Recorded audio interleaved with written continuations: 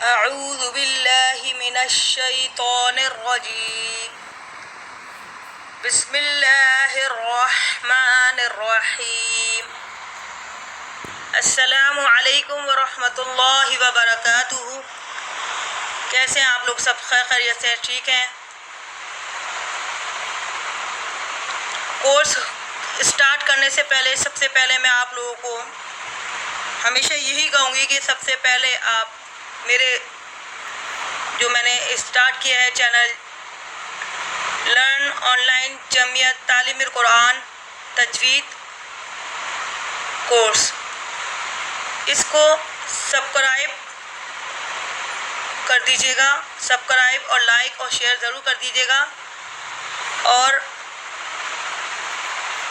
Next जो video है उनको आपके पास उसका जो नोटिफिकेशन आ जाए तो बेल के आइकॉन को भी क्लिक कर दीजिएगा, ताकि जो भी मैं वीडियो अपलोड करूं उसका नोटिफिकेशन आपके पास आ जाए। शुक्रिया, जज़ाकल्लाह। तो आइए स्टार्ट करते हैं हम कि तजवीद के साथ कुरान पाक पढ़ना क्यों ज़रूरी है। तो हम आगे आपको बताते हैं।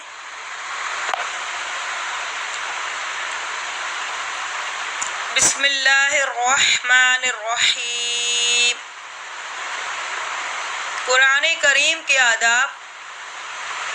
कुरान पाक अल्लाह का वो बाबरकत कलाम है जिसमें अल्लाह तबारक ताला ने हमें खिताब फरमाता है। कुरान पाक के कुछ आदाब हैं, हमें इनके लिहाज रखना चाहिए। और इन आदाब में से सबसे अहम अदब ये है कि हम कुरान पाक को बग़ैर वज़ू के हाथ ना लगाएं।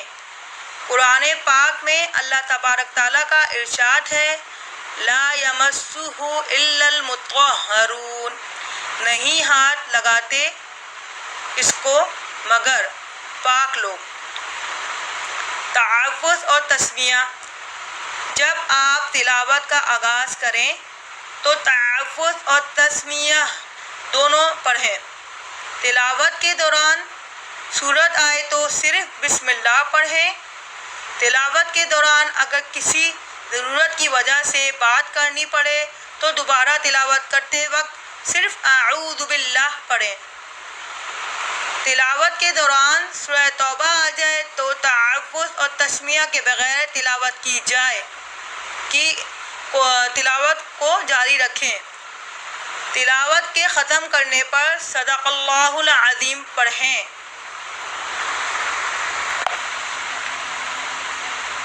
तजवीद क्या है? तजवीद का लुग़वी मायना है तहसीन, खूबसूरत करना। तजवीद की इस्तिलाही मायने हैं यअता कुल्लु हर्फ़िन हक़्क़ह, यानी हर हुरूफ को इसका हक देना। हुरूफ का हक ये है कि हुरूफ को इसके सही मखरज से अदा किया जाए और इसकी सिफ़ात को अदा किया जाए। तजवीद की अहमियत। तजवीद के बारे में उलमा ने लिखा है कि तजवीद का सीखना वाजिब है, क्योंकि अगर इल्म तजवीद ना सीखा जाए तो फिर हुरूफ की अदायगी गलत होगी, जिसकी वजह से मायने तब्दील हो जाएगा। और कभी कभी मायने इतना तब्दील हो जाता है कि बिल्कुल उलट बन जाता है, और कभी बिल्कुल कुफ्रिया मायने बन जाता है। मिसाल के तौर पर कुल हुवल्लाहु अहद, इसके मायने हैं कहो कि अल्लाह एक है। अगर आप कुल यानी मोटा जो कौफ है कुल के कौफ को इसके सही मखरज से पुर करके अदा नहीं करेंगे और यूँ पढ़ेंगे कि कुल हुवल्लाहु अहद यानी नाउज़ु बिल्लाह, इसके मायने हैं खाओ कि अल्लाह एक है, नाउज़ु बिल्लाह। इसलिए हर मुसलमान के लिए इल्म तजवीद का सीखना ज़रूरी और वाजिब है।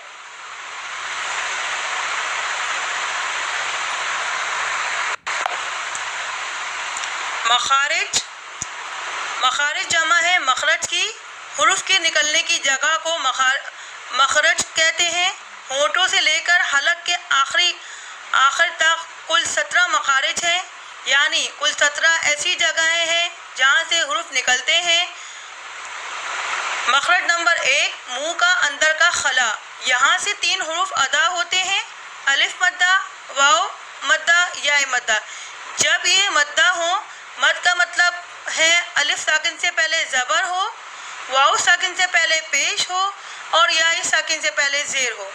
जैसे बा अलिफ, ये अलिफ खाली है, देखें अलिफ से पहले ज़बर आ रहा है, तो ये बा अलिफ ज़बर बा, बा वाव पेश बू, बा या ज़ेर बी, बा बू बी। मखरज नंबर 2, अक्सा, अक्साए हलक, यानी हलक का आखिरी हिस्सा जो सीने की तरफ है, या यहाँ से 2 हुरूफ अदा होते हैं, हमज़ा हा, ठीक है। वस्ती हलक, यानी हलक का दरमियानी हिस्सा, यहाँ से भी 2 हर्फ अदा होते हैं, आइन हा। अदना हलक, यानी हलक का वो हिस्सा जो मुंह की तरफ वाला है, यहाँ से 2 हुरूफ अदा होते हैं, गैन खा। इन 6 हुरूफ हमज़ा हा, आइन हा, गैन खा को हुर्फ़े हल्की कहते हैं। हुर्फ़े हल्की 6 है, हमज़ा हा, आइन हा, गैन खा, ये हुर्फ़े हल्की 6 है, ठीक है। ये हलक वाले हुरूफ कहलाते हैं, इनको हुर्फ़े हल्की कहते हैं। अब मैं इंशाल्लाह ताला आपको इजाज़त चाहती हूँ और मैं उम्मीद करती हूँ कि आप इंशाल्लाह मेरी जो अगली जो वीडियो आएगी इंशाल्लाह। अभी तो मैं तजवीद के कायदा स्टार्ट करने से पहले मैं आपको थोड़ी मखारिज के लिहाज से थोड़ी डिटेल बताना पसंद करूँगी, क्योंकि जब तक हमें कवायद का पता नहीं होगा तो हम कुरान शरीफ को किस तरीके से पढ़ेंगे, और मखरज का पता नहीं होगा तो ज़बान का जो दरमियान है, ज़बान का दरमियानी हिस्सा है, जब ऊपर के तालु से लगे तो इससे जीम, शीन और या अदा होते हैं, ठीक है। ज़बान का जो दरमियान है, ज़बान का दरमियान जब ऊपर के तालु से लगे तो इससे जीम, शीन, या अदा होते हैं, ठीक है। तो आगे भी मैं बताते जाती हूँ आपको, ताकि जब हम तख्ती स्टार्ट करें तो आपके इल्म में हो कि इसको किस तरीके से कहाँ से ये मखरज निकलेंगे। जज़ाकल्लाह। अभी मैं आगे आपको बताते जाती हूँ।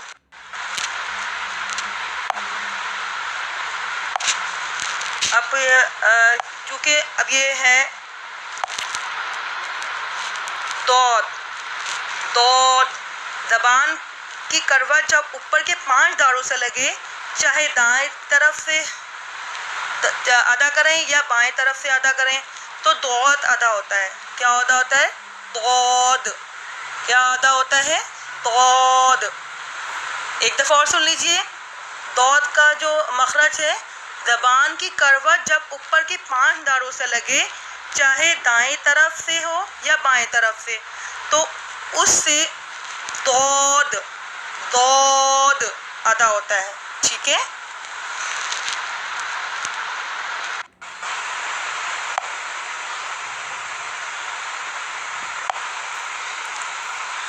अलिफ अदा होता है, अलिफ जो अदा होता है ये आप देख रहे हैं,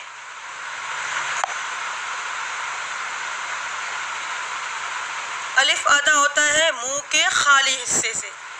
अलिफ कहाँ से अदा होता है? अलिफ अदा होता है मुंह के खाली हिस्से से। कहाँ से अदा होता है? खाली हिस्से से अदा होता है। अलिफ पढ़िए, अलिफ अलिफ अलिफ। अब हम आगे वाला जो अल्फ़ाबेट से हर्फ है वो अदा करेंगे।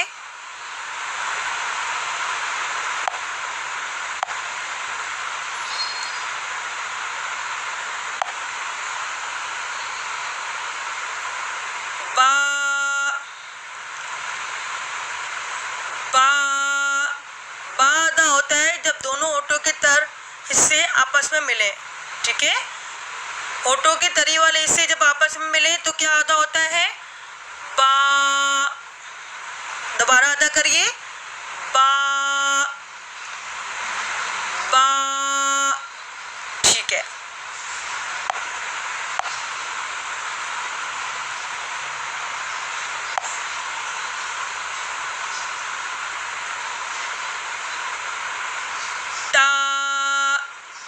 ता जो अदा होगा वो जबान की नोक ऊपर के दांतों की जड़ से लगेंगे, तब ये ता, दाल और तो, ये तीनों जो अल्फाबेट हैं, हर्फ हैं, ये इसी इधर ही से अदा होंगे। बताएं, जब जबान की नोक और ऊपर के दांतों की जड़ से ता, दाल, तो अदा होगा। क्या अदा होगा, ता, दाल, तो, ये तीनों हर्फ इन्हीं मतलब इसी मखरज से निकलेंगे, ठीक है।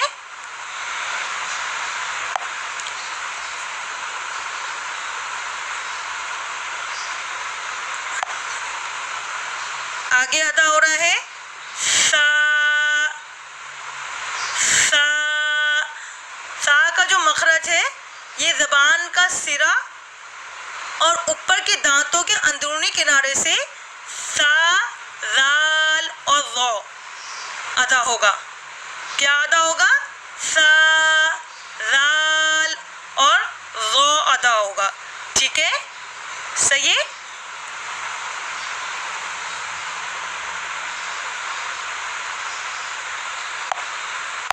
इसके बाद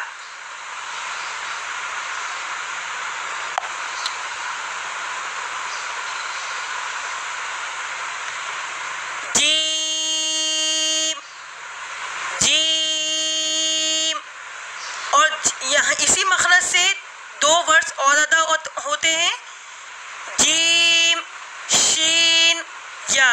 इनका मखरज है जबान का दरमियान और ऊपर के तालु के दरमियान से ये तीन वर्ड्स अदा होते हैं, जीम, शीन, या।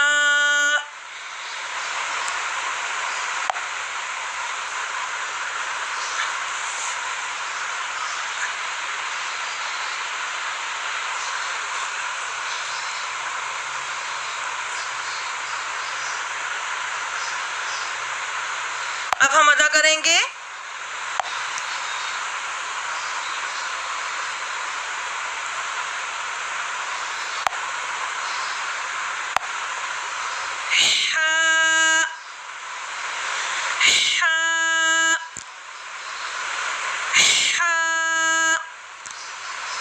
अच्छा, हा जो आप अदा करेंगे, हा का जो मखरज होगा वो वहाँ से एक हर्फ, इसके साथ एक हर्फ और निकलेगा, वो होगा आइन।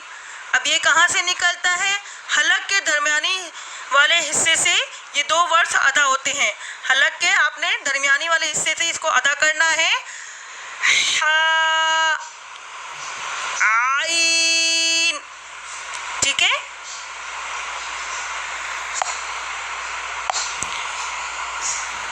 अभी मैं मेरी जो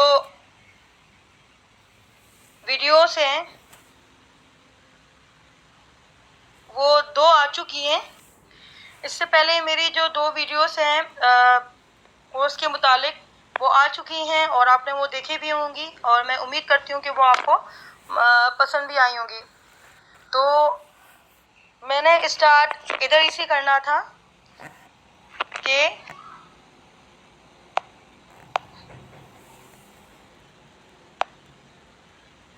तौत जब हम अदा करेंगे, तौत ज़बान की करवट जब ऊपर की 5 दारों से लगे, चाहे दाएं तरफ से हो या बाएं तरफ से, तो हमने तौत अदा करना है। और जो तौत है ना, ये मोटा हर्फ है। क्या है ये मोटा हर्फ है। तौद, ये आप देख रहे हैं, ये देखें, ये यहाँ से स्टार्ट होगा और फिर आपने यहाँ तक, ये जो देखिए आप देख रहे हैं ज़बान की दाएं करवट ऊपर की दाएं दारों में लगेगी, ठीक है, दाएं करवट ऊपर की दाएं दारों में लगेगी। तो फिर दौद मोटा होके अदा होगा, ठीक है।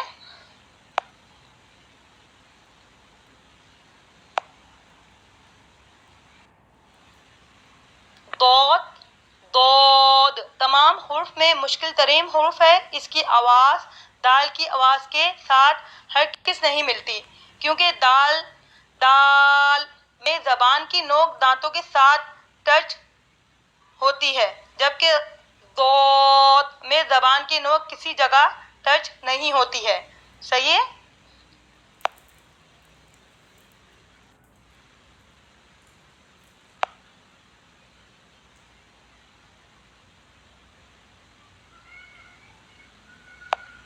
अच्छा, अब हम बता रहे हैं लाम, नून और रॉ ये एक ही मखरज से अदा होते हैं, ठीक है। यहाँ पे लिखा हुआ है लाम का जो हर्फ हम अदा करेंगे ज़बान की करवट से नोक तक का हिस्सा जब सनाया, रबाई और अनियाब और दवाहिक इन चार दांतों के मसूरों से लगे, यहाँ से लाम अदा होता है। इसको हम इस तरीके से भी इसकी डेफिनेशन हो सकती है कि लाम, नून और रॉ ज़बान का किनारा और दांतों की जड़ के ऊपर ताल्लुक की जाने वाले हिस्से से अदा होता है, और वहीं से दो हर्फ और अदा होते हैं, नून और रॉ, ठीक है। लाम, नून और रॉ ये तीनों एक ही मखरज से अदा होते हैं, ठीक है।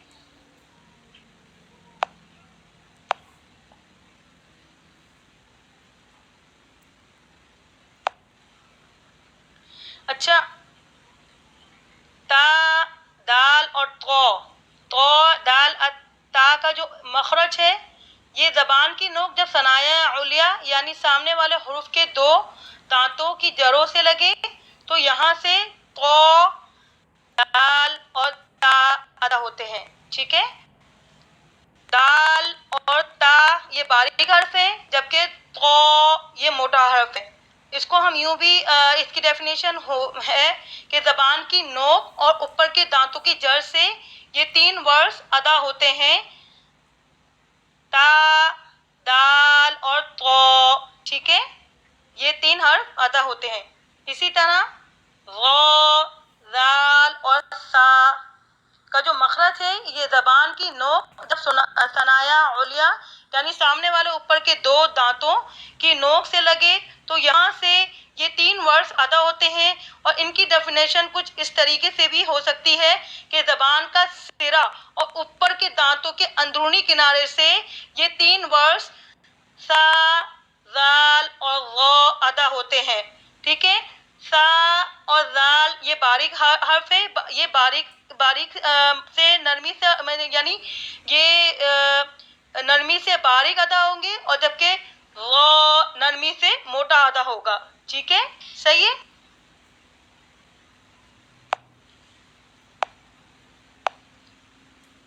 अच्छा, आगे आपको मैं बताती हूँ कि सौद, जा और सीन ज़बान की नोक जब सनाया सुफला यानी सामने वाले नीचे के दो दांतों की नोक से लगे तो यहाँ से ये तीन वर्ड्स अदा होते हैं, ठीक है। कौन कौन से? जा, सीन और सौद। जा और सीन सीटी से बारीक, सीटी और सख्ती से बारीक, जबकि सौद सीटी और सख्ती से मोटा अदा होगा। ये भी ध्यान में आप लोग रखिएगा, सही। ये देखें, आप ये डायग्राम तो देख ही रहे होंगे, ठीक है। आपको पता चल गया ज़बान की नोक जब ज़बान की नोक और दोनों दांतों के अंदरूनी किनारे से ये अदा होंगे तीन वर्ड्स, जा, सीन और सौद, ठीक है। सही है। आगे है फा। अच्छा, फा का यहाँ पे हम आपको बता देंगे सनाया उलिया यानी सामने वाले ऊपर के दो दांतों का सिरा नीचे वाले होंठ के अंदरूनी हिस्से से लगे तो इससे फा अदा होता है। क्या अदा होता है? फा अदा होता है। जी, तो मैं आपको बता रही थी कि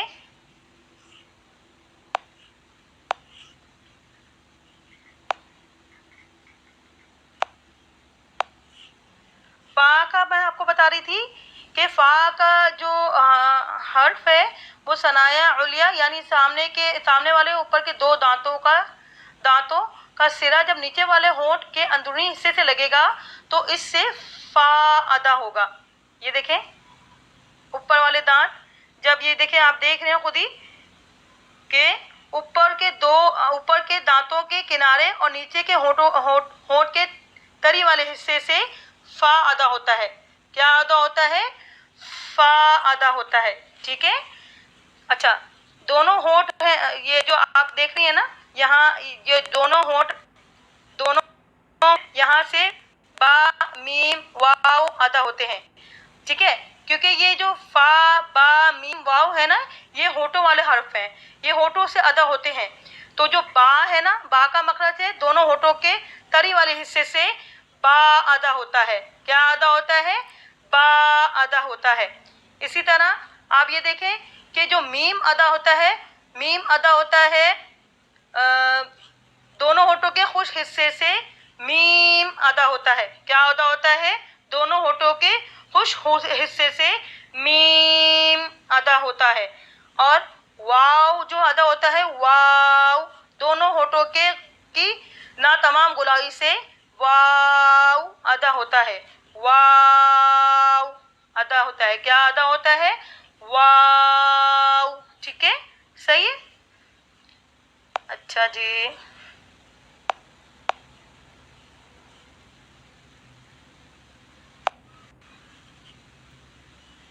अच्छा, नून और मीम जो अदा होते हैं इसको यानी खुशूम यानी नाक का बांसा या नाक की जड़, यहाँ से गुन्ना अदा होता है यानी हुरूफ गुन्ना नून और मीम अदा होते हैं। नाक में थोड़ी देर आवाज ठहराने को गुन्ना कहते हैं। क्या कहते हैं? नाक में थोड़ी देर आवाज ठहराने को गुन्ना कहते हैं। नून और मीम अगर शत हालत में हो तो वहां हमने गुन्ना करना है। क्या करना है? गुन्ना करना है। ठीक है।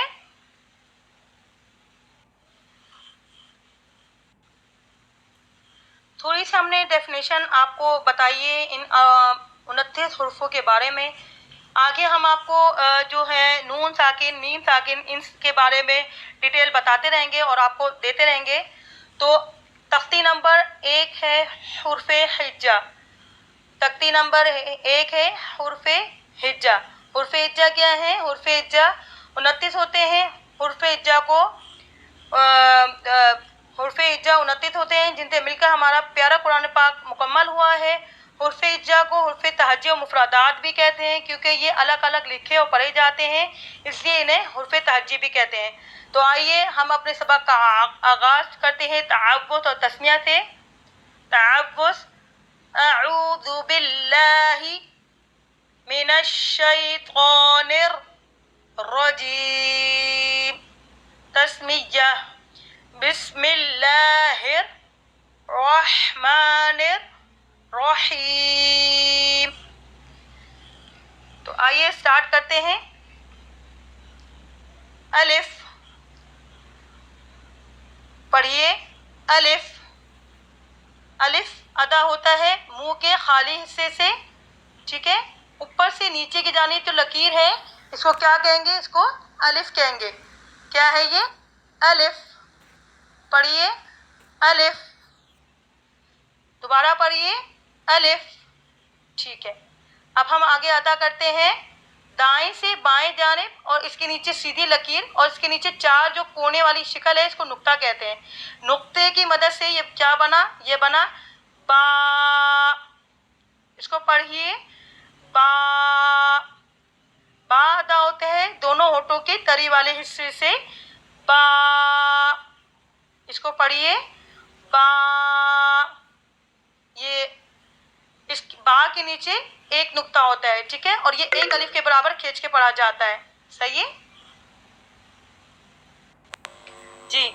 आपने देखा, मैंने अभी आपको पढ़ाया है बा, ठीक है, ये एक अलिफ के बराबर खींच के पढ़ा जाता है। सही है, इसके नीचे एक नुक्ता होता है। और बा जो अदा होता है ये दोनों होठों के तरी वाले हिस्से से अदा होता है। सही है, बा। अच्छा, ये देखिए आगे वाला हर जो वर्ड्स है ये बा की ही तरह है, लेकिन इसमें और इसमें ये फर्क है कि बा के नीचे एक नुक्ता है, जबकि ये देखिए इस हर्फ के ऊपर दो नुक्ते हैं, इसके ऊपर क्या है, दो नुक्ते हैं। तो इसको कहेंगे ता। ता के ऊपर कितने नुक्ते हैं, दो नुक्ते हैं। कितने नुक्ते हैं, दो नुक्ते हैं। और ता जो अदा होता है जबान की नोक और ऊपर के दांतों की जड़ से ता अदा होता है। क्या अदा होता है, ता अदा होता है। इसको पढ़िए, ता अलिफ, पढ़िए बा, पढ़िए ता। अब देखिए आगे वाला वर्ड से इसमें और इसमें ये फर्क है कि ता के ऊपर दो नुक्ते हैं, ठीक है, और आगे वाले वर्ड्स के ऊपर तीन नुक्ते हैं। ये तीन नुक्ते की मदद से क्या बना, ये बना सा। इसको पढ़िए सा, ये क्या है, सा। सा का जो मखरज होगा वो ये होगा कि जबान का सिरा और ऊपर के दांतों के अंदरूनी किनारे से सा अदा होता है। क्या अदा होता है, सा अदा होता है, ठीक है। अलिफ, बा, ता, सा, ये नरमी से भी अदा होता है और ये नरमी वाला हर्फ है। जिस तरीके से बा होठों वाला हर्फ है, इसी तरीके से सा नरमी से अदा करेंगे, नरमी वाला हर्फ है, ठीक है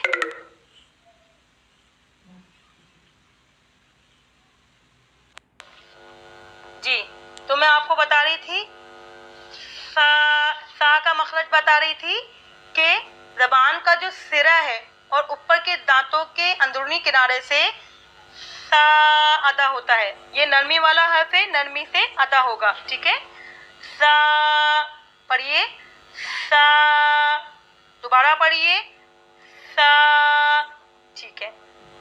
अलिफ, पढ़िए अलिफ, बा, पढ़िए बा, ता, पढ़िए ता। इसको आप बारीक अदा करेंगे, ठीक है, ता को। सा, पढ़िए सा। अच्छा, सा वाला हर्फ मैंने आपको बता दिया है, ये नरमी से बारीक अदा होगा, ठीक है। अब आगे हम आपको बताएंगे ऊपर से सीधी और आगे से अधूरा गोल, और इसके दरमियान में एक नुक्ता, इसको बोलेंगे हम जीम। इसको पढ़िए जीम, ये क्या है, जीम। अच्छा, जीम जो अदा होगा वो अदा होगा जबान के दरमियान और ऊपर के तालु के दरमियान से, ये हर्फ जीम अदा होगा, ठीक है। इसको 5 फिंगर्स आप खींच के पढ़ेंगी। सही है, आपने ये देखा, ये छोटे छोटे जो साइड में लिखा हुआ है अलिफ, तो आपने अलिफ तो एक उंगली खुलेगी और एक उंगली जल्दी से बंद होगी, फिर अदा होगा अलिफ, ठीक है। अलिफ, बा, एक अलिफ के बराबर खींच के पढ़ेंगी। ता, एक अलिफ के बराबर खींच के पढ़ेंगी। सा, एक अलिफ के बराबर खींच के पढ़ेंगी। जबकि जीम 5 फिंगर्स खींच के पढ़ेंगे, ठीक है। और इसका मखरज मैंने आपको भी बता दिया है। अब आगे जो वर्ड्स है वो इसी तरह बना है, लेकिन इसमें और इसमें ये फर्क है कि जीम के दरमियान में एक नुक्ता है, जबकि ये बिल्कुल खाली है, इसमें कोई डॉट नहीं है, कोई नुक्ता नहीं है। तो इसको हम बोलेंगे हा, पढ़िए हा, ये क्या है, हा। इसको पढ़िए दोबारा हा। हाँ, ये हलक के दरमियान से अदा होता है, ठीक है, और ये हुर्फ हल्की भी कहलाता है। कहाँ से अदा होता है? हलक के दरमियान वाले हिस्से से हा अदा होता है, ठीक है। और हा में कोई हर नुक्ता डॉट नहीं होता, कोई डॉट नहीं होता, ये याद रखिएगा ज़हन में। अब देखिए जीम हा, और आगे वर्ड्स ऐसे ही है, लेकिन इन दोनों वर्ड्स और इसमें ये फर्क है कि जीम जीम के दरमियान में नुक्ता है, हा खाली है, और इसको जो हम कहेंगे हर्फ को, इसको हो बोलेंगे। क्या बोलेंगे इसको? क्या पढ़ेंगे? हो। इसमें थोड़ा खराटा आएगा, ठीक है, और ये मोटा आधा होगा, ठीक है। जैसे अंडे की शेप होती है ना, हमारा जो मुंह का जो जाविया है वो ऐसा बनेगा, हो, ठीक है। और हो का जो मखरज है वो होगा हलक के ऊपर वाले हिस्से से हो अदा होता है। क्या अदा होता है? हो अदा होता है, ठीक है। अच्छा, आगे वो जो हम हर्फ अदा कर रहे हैं ये ऊपर से नीचे के जानिब मुड़ा हुआ है, और इसमें कोई डॉट नहीं है, इसको बोलेंगे दाल। पढ़िए दाल, ये क्या है? दाल। इसमें कोई डॉट नहीं होता, ठीक है। इसका मखरज ये होगा कि जबान की नोक और ऊपर के दांतों की जड़ से ये हर्फ दाल अदा होता है, और ये 5 फिंगर्स खींच के आप अदा करेंगी, सही है। अच्छा, आगे इसमें और आगे वाले वर्ड्स में ये फर्क है कि इसमें कोई डॉट नहीं होता, सही है। इसको दाल पढ़ते हैं, और आगे वाले वर्ड्स में एक डॉट होता है, इसको आपने नरमी से अदा करना है, ये नरमी से बारीक अदा होगा, और 5 फिंगर्स खींच के अदा करेंगे, ठीक है। राल, इसका भी मखरज आपको मैंने अभी बताया था, जैसे हमने सा अदा किया था ना, सा, इसका वही मखरज होगा जो सा का मखरज है। यानी जो सा का मखरज मैंने आपको बताया था कि जबान का सिरा और ऊपर के दांतों के अंदरूनी किनारे से सा और जाल अदा होता है, ठीक है। और एक वर्ड और भी अदा होगा, वो मैं आगे आएगा तो मैं आपको बता दूंगी, ठीक है। अच्छा, अब आगे ये जो है ऊपर से सीधा और नीचे से तिरछा, तो इसको बोलेंगे रो। पढ़िए रो, इसमें कोई डॉट नहीं होता, कोई नुक्ता नहीं होता, इसको पढ़ेंगे रो। कपकपाहट आएगी जबान में, ठीक है। रो, जबान का किनारा और दांतों की जड़ के ऊपर तालु की जानिब वाले हिस्से से रो अदा होता है। जबान का किनारा और दांतों की जड़ के ऊपर तालु की जानिब वाले हिस्से से रो अदा होता है। क्या अदा होता है? रो अदा होता है, और रो में कोई डॉट या नुक्ता नहीं होता। अच्छा, आगे ये देखें, ये इसी की तरह बना हुआ है, लेकिन इन दोनों में जो फर्क है वो है कि रो में कोई डॉट और नुक्ता नहीं होता, जबकि इसके ऊपर एक नुक्ता है, इसको बोलेंगे ज़ा। ये क्या है? ज़ा। पढ़िए ज़ा। हाँ, ज़ा का जो मखरज है ये जबान की नोक और दोनों दांतों के अंदरूनी किनारे से जो हर्फ ज़ा अदा होता है, इसको हम सख्ती और सीटी वाला हर्फ भी कहेंगे। ये सख्ती और सीटी से बारीक अदा होता है। क्या अदा होता है? बारीक अदा होता है, सही। इसको अदा करें ज़ा, ठीक है। ये क्या है? ये है रो, और ये क्या है? ये क्या है? ये है ज़ा, ठीक है।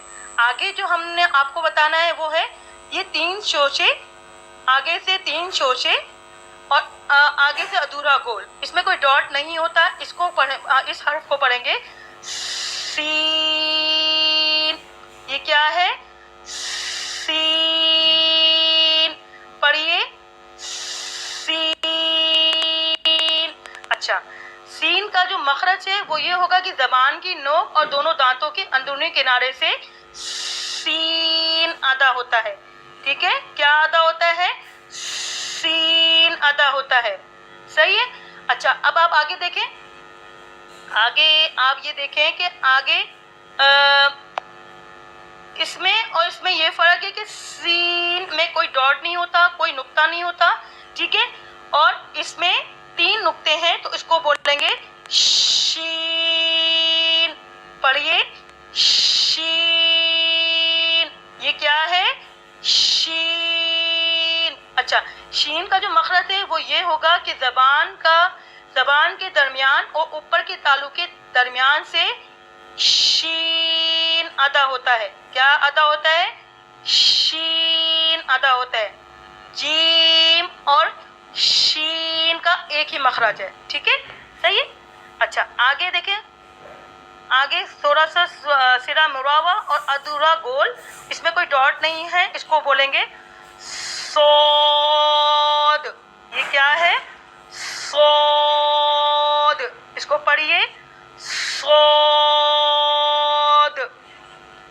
अच्छा, इसका जो मखरज है वो ये होगा कि ज़बान की नोक और दोनों दांतों के अंदरूनी किनारे से सोद अदा होता है। जहाँ से आपने जा अदा किया, सख्ती और सीटी से बारीक, सीन अदा किया, सख्ती और सीटी से बारीक, जबकि सोद सख्ती और सीटी से मोटा अदा करेंगे। क्या अदा करेंगे? सख्ती और सीटी से इसको हमने मोटा अदा करना है, ठीक है, सही है। अच्छा, आगे देखें, इसमें और इसमें ये फ़र्क है कि सोद में कोई डॉट और कोई नुक्ता नहीं होता, जबकि आगे वाला हर्फ जो है इसको कहेंगे तोद। क्या कहेंगे इसको? तोद, ठीक है। इसको हमने मोटा, ये मोटा हर्फ भी है और ये भी मोटा हर्फ है। सोद ये भी मोटा हर्फ है और दोद ये भी मोटा हर्फ है। और दोद का जो मखरज है वो ज़बान की करवट और ऊपर की दानों की जड़ से दोद अदा होता है। क्या अदा होता है? दोद अदा होता है। अच्छा, आगे हम आपको बताते हैं कि आप ये देखें कि स्वाद के सिरे की तरह, ये देखें स्वाद के सिरे की तरह और आगे अलिफ की तरह, और इस पर कोई डॉट नहीं है। इसको, इस हर्फ को क्या कहेंगे? इस हर्फ को कहेंगे तो। क्या कहेंगे? तो। इसको पढ़िए, तो। हाँ, तो का जो मखरज है वो ये होगा कि ज़बान की नोक और ऊपर की दांतों की जड़ से तो अदा होता है। हमने जो हर्फ ऊपर अदा किए हैं, ता, इसके बाद दाल और इसके बाद तो, ता, और जो दाल है ये बारीक हर्फ है, ठीक है। ये क्या है? ये बारीक हर्फ है। ता, दाल, मखरज एक ही है, ठीक है, मखरज इनका एक ही है। और जो अभी आप अदा कर रहे हैं ये है तो, वो हमने बारीक अदा किया, मखरज एक ही है। और ये जो हर्फ है इसको हमने मोटा अदा करना है। क्या अदा करना है? इसको हमने मोटा अदा करना है। तो अदा करें, तो इसमें कोई डॉट या नुक्ता नहीं होता। अच्छा, इसमें और आगे वाले हर्फ में ये फ़र्क है कि इसमें कोई डॉट और नुक्ता नहीं होता, जबकि आगे वाला जो वर्स है इसमें एक डॉट होता है, एक नुक्ता होता है। इसको नुक्ते की मदद से ये हर्फ बना वो। क्या है ये? वो। ये इसको आपने क्या, ये मोटा हर्फ है और नरमी वाला हर्फ है। क्या है ये? मोटा हर्फ है और नरमी वाला हर्फ है। आप ये देखें कि जो ज़ो अदा कर रहे हैं इसका जो मखरज होगा ये होगा ज़बान का सिरा और ऊपर की दांतों के अंदरूनी किनारे से ज़ो अदा होता है। क्या अदा होता है? ज़ो अदा होता है। आप ये देखें, सा नरमी से बारीक, ज़ाल नरमी से बारीक, जबकि वो नरमी से मोटा अदा होगा, ठीक है, सही है। अच्छा, आगे हम जो हर्फ पढ़ेंगे वो ये देखें, ऊपर से छोटा सा गोल और आगे से अधूरा गोल। तो इसको हमने बोलना है आइन। ये क्या है? आइन। दोबारा पढ़िए, आइन। अच्छा, आइन, जो आइन का जो मखरज है वो होगा हलक के दरमियान वाले हिस्से से ये हर्फ अदा होता है। इसमें कोई डॉट और नुक्ता नहीं होता, सही है। और ये हुर्फ़े हल्की भी कहलाता है। ये क्या कहलाता है? ये हुर्फ़े हल्की भी कहलाता है। अच्छा, इसमें और आइन पढ़िए, पहले इसको पढ़ लीजिए, आइन। दोबारा पढ़िए, आइन। हलक के दरमियान वाले हिस्से से आप अदा करेंगे, ठीक है, आइन। अच्छा, आगे वाला वर्ष देखिए इसी की तरह लिखा हुआ, लेकिन इसमें और इसमें ये फर्क है कि आइन में कोई नुक्ता नहीं है, कोई डॉट नहीं है, जबकि इसके ऊपर जो डॉट है, इसके डॉट की मदद से ये हर्फ बना गॉइन। क्या है ये? गॉइन। इसको पढ़िए गॉइन। इसको दोबारा पढ़िए गॉइन। ये क्या है? आइन। इसको पढ़िए गॉइन। अच्छा, गॉइन जो हर्फ है ये हलक के ऊपर वाले हिस्से से अदा होता है, ठीक है। ये हुर्फे हल्की कहलाता है, ये और ये हुर्फे हल्की हैं, ठीक है। आगे आप देखें थोड़ा सा गोल और आगे बा की तरह ये इसका जो शेप बना हुआ है, आगे ये देखें बा की तरह बना हुआ है, लेकिन इसमें ये ऊपर इसका एक नुक्ता है, नुक्ते की मदद से ये जो हर्फ बना ये बना फा। ये क्या बना? फा। इसको पढ़िए फा। ये होठों वाला हर्फ भी है, ठीक है। फा का जो मखरज है ये है ऊपर के दांतों के किनारे और नीचे के होठ के तरी वाले हिस्से से ये हर्फ फा अदा होता है। क्या अदा होता है? फा अदा होता है। अच्छा, आगे जो देखें, आगे ये देखें ऊपर से तो मुड़ा हुआ है और आगे से अधूरा गोल, उसके ऊपर दो नुक्ते हैं, नुक्ते की मदद से ये हर्फ बना कॉफ। पढ़िए कॉफ। ये क्या है? कॉफ। दोबारा पढ़िए कॉफ। अच्छा, ये मोटा हर्फ भी है, ठीक है। इसका जो मखरज होगा वो ये होगा कि ज़बान की जड़ और तालु के नरम हिस्से से ये हर्फ कॉफ अदा होता है। ये क्या है? कॉफ अदा होता है, ठीक है। ये मोटा हर्फ भी है, इसको फिर दोबारा अदा करिए कॉफ। दोबारा पढ़िए कॉफ। अच्छा, आगे देखिए ऊपर अलिफ की तरह, आगे बा के उसकी तरह और दरमियान में मरकज, तो मरकज के मदद से ये जो हर्फ बना है ये बना है काफ। इसको पढ़िए काफ। ये क्या है? काफ। अच्छा, इसका मखरज होगा ज़बान की जड़ और तालु के सख्त हिस्से से ये अदा होता है, ठीक है। काफ। दोबारा पढ़ लीजिए काफ। अच्छा, आगे देखिए अलिफ की तरह और आगे थोड़ा सा अधूरा गोल, इसको हम कहेंगे लाम। इसमें कोई डॉट और नुक्ता नहीं होता, ठीक है। लाम। दोबारा पढ़िए लाम। इसका मखरज होगा ज़बान का किनारा और दांतों की जड़ के ऊपर तालु की जानिब वाले हिस्से से ये हर्फ लाम अदा होता है। अब आपने देखा लाम। आगे है रॉ। इसका और इसका मखरज एक ही है, और आगे जो वर्ष आएगा वो भी जो वर्ष हम आपको पढ़ाएंगे तो 3 वर्ष हैं जो एक मखरज से अदा होते हैं, ठीक है। इसको पहले पढ़ लीजिए लाम। दोबारा पढ़िए लाम। शाबाश। आगे देखें थोड़ा सा गोल और आगे अलिफ की तरह, यानी थोड़ा सा इसका किनारा निकला हुआ है, इसको कहेंगे मीम। ये होठों वाला हर्फ है, ठीक है। क्या है ये? होठों से अदा होने वाला हर्फ है मीम। अच्छा, मीम का जो मखरज होगा वो आपने अदा होगा दोनों होठों के खुश हिस्से से मीम अदा होता है। क्या अदा होता है? मीम अदा होता है। आगे देखें, ये अधूरा गोल है और आगे ऊपर एक नुक्ता है, नुक्ते की मदद से ये बना हर्फ नून। पढ़िए इसको नून। ये क्या है? नून। दोबारा पढ़िए नून। इसको दोबारा पढ़िए नून। अच्छा, इसका और जो अभी आपसे इसका मैंने जो मखरज बताया था और एक और वर्ष का, इसका मखरज तीनों का एक ही है, यानी ज़बान का किनारा और दांतों की जड़ के ऊपर तालु की जानिब वाले हिस्से से ये 3 हर्फ अदा होते हैं लाम, नून और रॉ, ठीक है। सही, दोबारा पढ़ लीजिए नून। ये क्या है? नून। सही है, नून के ऊपर एक नुक्ता नुक्ता होता है दरमियान में, ठीक है। नून के दरमियान में एक नुक्ता होता है, इसको नून बोलते हैं, सही है। आगे वाले वर्ड्स को जो मैं पढ़ा रही हूँ, ये देखें ऊपर से अधूरा गोल आगे दाल की तरह, इसको इस हर्फ को कहेंगे वाव, ठीक है। दोबारा पढ़िए वाव, दोबारा पढ़िए वाव। ये क्या है? वाव।